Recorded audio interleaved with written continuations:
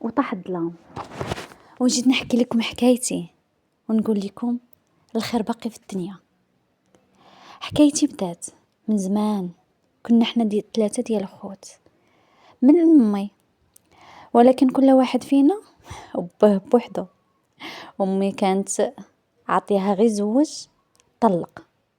كنا عايشين مع جده الام ديال الام ديالي، كانت مهليه فينا وكتحماق وتسطى علينا، كتبغينا.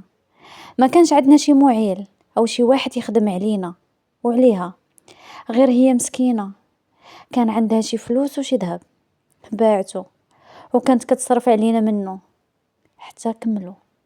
من ورا عامين وحنا معاها تقادوا فلوسها، ولينا عايشين غير بالمساعدات من عند الناس الجيران.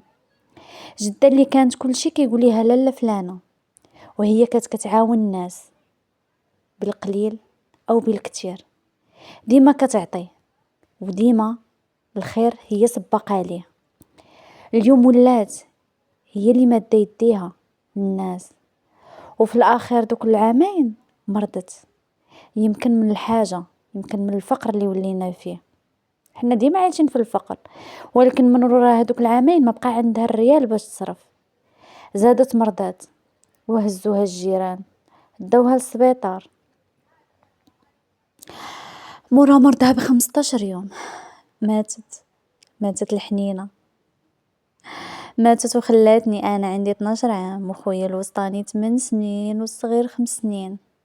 خلاتنا بوحدنا. جاو العائلة والجيران داروا الجنازة. ايوا بداو واحد كيرمينا عند واحد، شكون غيتكلف بينا؟ شكون غيهزنا؟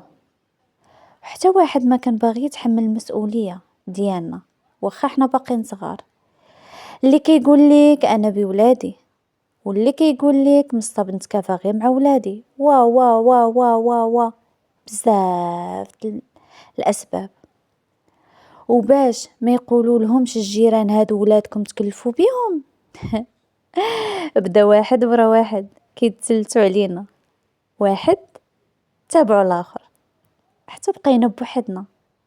حتى من الجيران جابوا لينا الماكله ومشاو بحالهم.